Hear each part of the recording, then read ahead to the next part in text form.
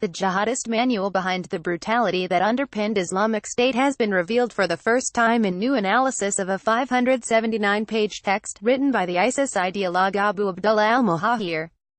The text attempts to legitimize the barbarous acts of the jihadist group, including the mutilation of corpses, the trade in human organs, beheading, the killing of children along with scorched earth operations, and global terrorist attacks.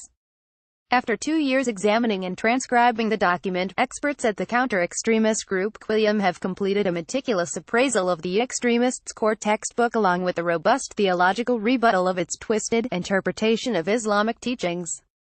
Used by ISIS and its supporters to validate a large range of horrific acts, the Bible for Jihadists provided the theoretical and legal framework for the violent terrorist group.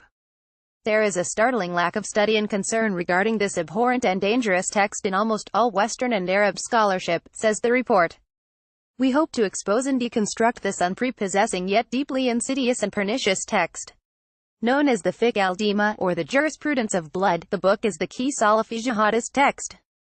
It attempts to justify the use of weapons of mass destruction, perpetrating genocide, the murder of non-combatants, the taking of sex slaves and hostages.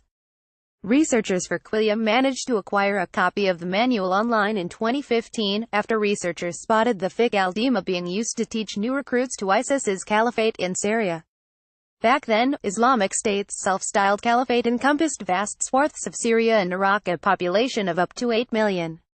Since then the group has lost 98% of territory in the two countries and is now largely confined to a strip of desert straddling the Iraqi-Syrian border.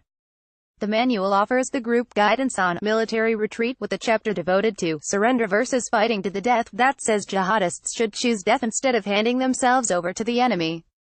However, Sheikh Salah al-Ansari, a senior Qiyam researcher who translated the manual from Arabic and wrote the rebuttal, said no religious requirement existed to fight to the death, and that the Islamic tradition of warfare encouraged the humane treatment of prisoners of war. Our work comprehensively debunks and rejects ISIS's proto-Islamic arguments, demonstrating their ignorance and disregard for traditional Islamic scholarship as well as for the basic humane and Islamic values of mercy and compassion, said Ansari. The titles of the text's 20 chapters include Beheading, Decapitation and Mutilation, Kidnapping Warring Infidels, and How to Kill Spies. Another chapter, titled Indiscriminate Killing of Warring Infidels, opens with an inflammatory message that calls for force to be used against unbelievers. Kill them, fight them by every means that may snatch away their souls, drive their spirits from their bodies, cleansing the earth of their filth and removing their scourge from mankind, whatever that means may be. A separate chapter documents attempts to justify the use of weapons of mass destruction. The central aim for which we strive, and we do so with all available strength, is the acquisition of weapons of mass destruction, for there is no escaping the obligation to defend against these defiant perverters of faith and end the aggression of the malador's filth against Islam and its people, writes Muhajir, the ISIS author.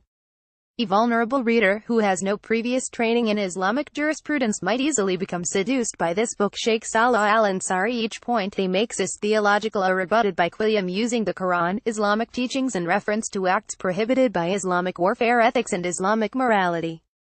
This text offers intricate details on the use of jihad in its traditional Sunni discussion, and misuses these features to provide Islamic legal cover to terrorist operations, said Ansari.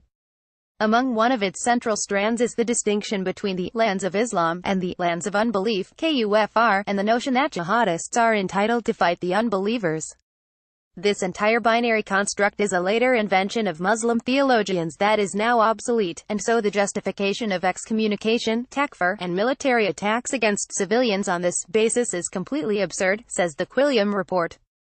Even so, Ansari said history had proved that some were swayed by the text, even chapters 11 and 12, which attempt to provide an Islamic sanction for the mutilation of bodies, the cutting of body parts and beheading. A susceptible and vulnerable reader who has no previous training in Islamic jurisprudence might easily become seduced by this book because it is written in a way that gives the impression that it has religious weight. While the text is somewhat based on traditional readings, it does not reflect the diverse and pluralistic complexities of Islamic rulings, said Ansari.